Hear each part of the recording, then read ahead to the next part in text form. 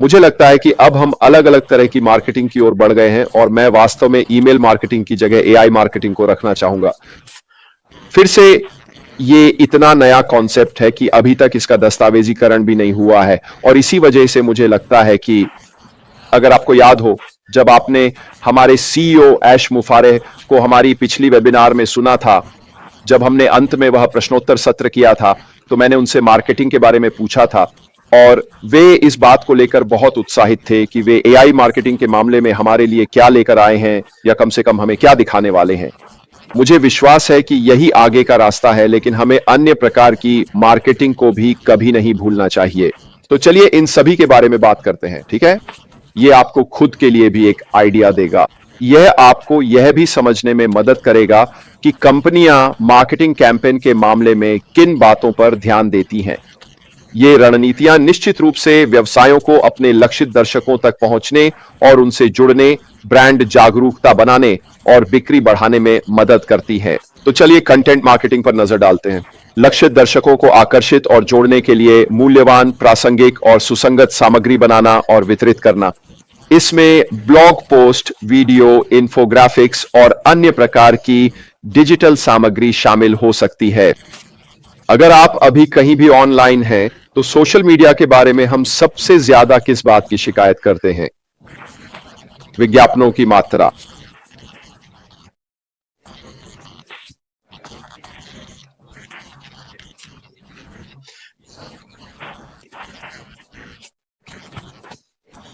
अब इनमें से बहुत सारे विज्ञापन ऐसे होते हैं जो पैसे देकर दिखाए जाते हैं और बिल्कुल रैंडम होते हैं, लेकिन इनमें से अधिकांश टारगेटेड ट्रैफिक होते हैं, क्योंकि एल्गोरिदम शायद आपकी आवाज की पहचान कर रहे हैं कि आप किस बारे में बात कर रहे हैं और इसलिए वे उन एल्गोरिदम को आपके सामने ला रहे हैं जो वे आपसे सुन रहे हैं, ताकि आपके पास किसी ऐसी चीज पर क्लिक करने का बेहतर मौका हो जिसमें आपकी रुचि हो, या फिर उनके पास यह मौका हो कि आप किसी ऐसी चीज पर क्लिक करें जिसमें आपकी रुचि हो।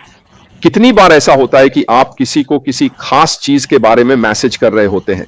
मान लीजिए मैं पिछले दिन अपने पड़ोसी से लॉन घास काटने के बारे में बात कर रहा था, ठीक है? हो सकता है आप किसी आदमी को लॉन घास काटने के बारे में मैसेज कर रहे हो या आप उससे इस बारे में बात कर रहे हो और अचानक सोशल मीडिया पर क्या दिखता है? लॉन घास काटने की मशीनें। यह है टारगेटेड ट्रैफिक। क्यों?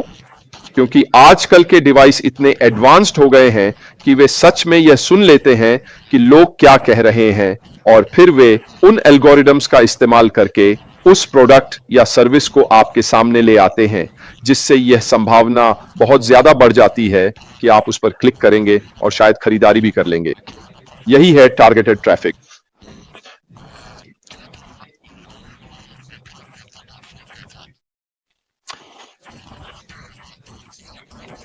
इसलिए यह जरूरी है कि आप अपने मार्केटिंग कंटेंट को या तो व्लॉगर्स और ब्लॉगर्स के साथ जो आपके प्रोडक्ट्स या सर्विसेज के बारे में वीडियो बना रहे हैं, या फिर अन्य डिजिटल कंटेंट के साथ इंटीग्रेट करें, ठीक है? अब ये वाकई में जरूरी है कि आप इसके साथ अपडेटेड रहें। अगर आप कंटेंट मार्केटिंग के रास्ते पर जा रहे हैं तो आप इसमें लगातार बने रहें, नए और ताजगी भरे रहें और ऐसी ऑफर दें जो वे कहीं और नहीं पा सकते, ताकि ग्राहकों के पास आपके कंटेंट से जुड़े रहने का कोई कारण हो। लोगों के अनसब्सक्राइब करने या छोड़ने का सबसे बड़ा कारण यही है कि उनके पास कोई नया कंटेंट नहीं आ रहा होता। अब अगर आपको याद हो, कुछ साल पहले या 3 साल पहले भी ऑन पासिव का एक हिस्सा यह था कि वह हमें हमारी खुद की वेब पेज देने वाला था जिसमें प्रोडक्ट्स और सर्विसेज होती और वह नियमित रूप से बदलती रहती। यह भी हमारे लिए किया जाने वाला था, अगर आपको याद हो, और यही वह बात है जिसके बारे में हम यहां बात कर रहे हैं। ताजा कंटेंट लगातार मिलना, जिसका मतलब है कि जब भी कोई आपकी वेबसाइट पर क्लिक करता है तो क्या होता है? वह नया है और ताजा है। हमने ये पहले भी देखा है ना? जब हमें अलग अलग वेब पेजेस की इतनी सारी वैरायटी मिली थी जो हम नियमित रूप से देखते थे। मुझे इसमें कोई संदेह नहीं है कि इसे और बेहतर बनाया जा रहा है। मुझे इसमें भी कोई संदेह नहीं है कि इसे एआई और बाकी सब चीजों के साथ अपडेट किया जा रहा है, और मुझे बिल्कुल भी हैरानी नहीं होगी अगर हम इसी तरह के रूप को अगले चरण में भी देखें। लेकिन फिर से, ये सिर्फ मैं हूं, रेड रेडफर्न, जो इसके बारे में बात कर रहा हूं, लेकिन मैं सोच भी नहीं सकता कि भविष्य में हमारे पास इसका कोई रूप क्यों नहीं होगा। ये तो बिल्कुल तर्कसंगत है ना? इससे हम बाकी प्रतिस्पर्धियों से आगे और ऊपर रहेंगे क्योंकि इसमें ताजगी का एहसास होगा। तो अगर आप ऐसा कुछ करने जा रहे हैं तो इसे याद रखें कि ग्राहकों को हमेशा कुछ नया चाहिए होता है, बिल्कुल नया, ताजा और नियमित रूप से। सोशल मीडिया मार्केटिंग, यह संभावित ग्राहकों से जुड़ने, ब्रांड की पहचान बढ़ाने और वेबसाइट पर ट्रैफिक लाने के लिए सोशल मीडिया प्लेटफॉर्म्स का उपयोग करना है। इसमें आकर्षक कंटेंट बनाना, विज्ञापन अभियान चलाना और फॉलोअर्स के साथ संवाद करना शामिल है। उदाहरण के लिए YouTube एक सोशल मीडिया मंच है।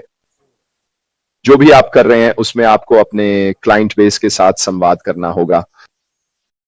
जो भी कीवर्ड्स आपके व्यवसाय से जुड़े हैं, आपको उस पेज को जिसे आप प्रमोट या बेच रहे हैं, अपनी पूरी क्षमता के साथ ऑप्टिमाइज करना चाहिए। तो ये आपके ब्रांड को बनाने के बारे में है। यह आपके व्यवसाय पर फोकस बनाने, उस चीज के बारे में है जिसे आप अपनी वेबसाइट, अपने फनल या जो भी आप इस्तेमाल कर रहे हैं, उसके जरिए बेचना या हासिल करना चाहते हैं। रैंकिंग का ऊंचा होना निश्चित रूप से आपके क्लिक थ्रू रेट और बिक्री की संभावना को बढ़ा देगा। यह वास्तव में महत्वपूर्ण है कि आप समझें कि एसईओ कैसे काम करता है। शायद मैं एसईओ पर एक पूरी अलग वीडियो भी बना सकता हूं। मुझे इसे सूची में डाल देना चाहिए क्योंकि मुझे लगता है कि यह एक महत्वपूर्ण विषय है जिसे हमें कवर करना चाहिए। मुझे लगता है कि मैं इसे यहां लिख लेता हूं।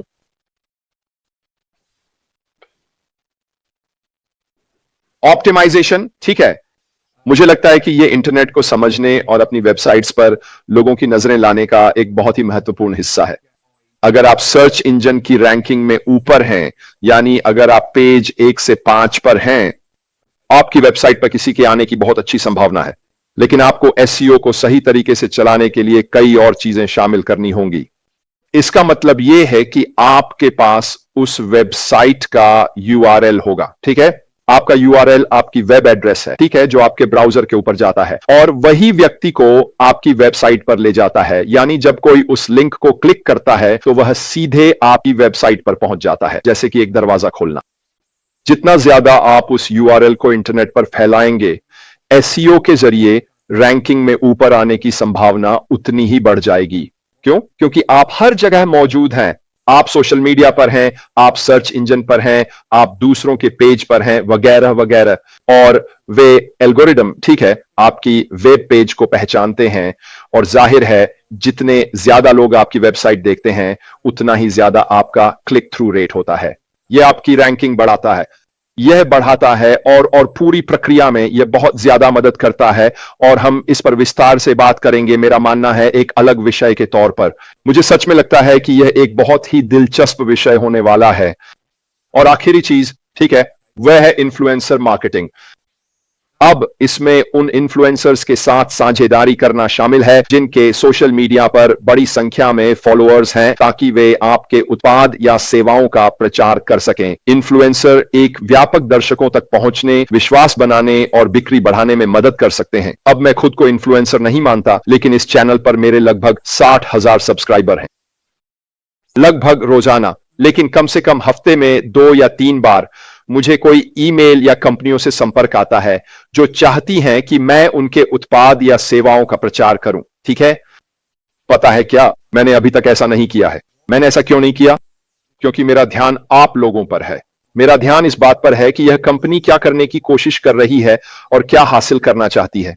मैं नहीं चाहता कि मैं वीडियो के बीच में भटक जाऊं, किसी का प्रचार करते हुए कहूं, ये अब तक के सबसे बेहतरीन ईयरफोन हैं जो मैंने अपनी जिंदगी में इस्तेमाल किए हैं, जाओ और इन्हें खरीदो, लिंक नीचे दिया गया है। क्या मैं ऐसा कर सकता हूं? हां, मैं बिल्कुल कर सकता हूं। क्या इससे मुझे, यानी इस बिजनेस में, कोई नुकसान होगा? नहीं, मुझे नहीं लगता कि इससे कोई नुकसान होगा। लेकिन यह वह चीज नहीं है जो मैं इस समय करना चाहता हूं। मैं भविष्य में अपनी खुद की सोशल मीडिया के जरिए, जिसे मैं अभी चला रहा हूं और अपना फॉलोइंग बढ़ा रहा हूं, अपने खुद के प्रोडक्ट्स और सर्विसेज को प्रमोट करना ज्यादा पसंद करूंगा। बजाय इसके कि मैं किसी और के लिए सस्ती पूंजी जुटाने के रास्ते पर जाऊं। क्या इसका मतलब यह है कि मैं अपने खुद के उत्पादों और सेवाओं के लिए अन्य इन्फ्लुएंसर्स का इस्तेमाल नहीं करूंगा? ये एक ऐसी चीज है जिस पर मैं निश्चित रूप से विचार करूंगा। मैं अन्य लोगों से संपर्क करने के बारे में सोचूंगा ताकि शायद मैं उन्हें अपने साथ जोड़ सकूं।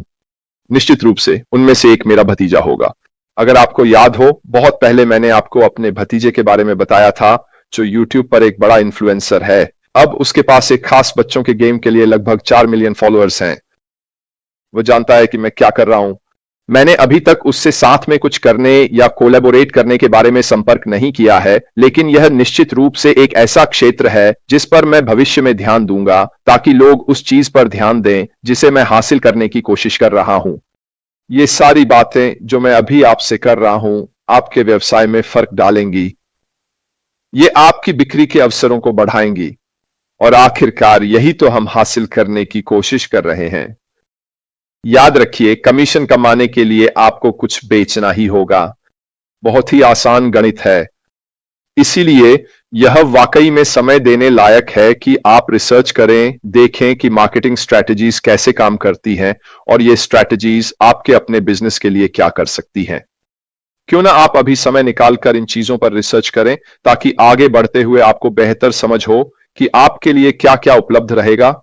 तो जब समय आएगा कि हमें शुरुआत करनी है, तब आप अपनी रणनीति शुरू से ही लागू कर सकते हैं, बजाय इसके कि आपको उसे सीखना पड़े या यह ढूंढना पड़े कि कहां कहां आपको उन्हें लागू करना है।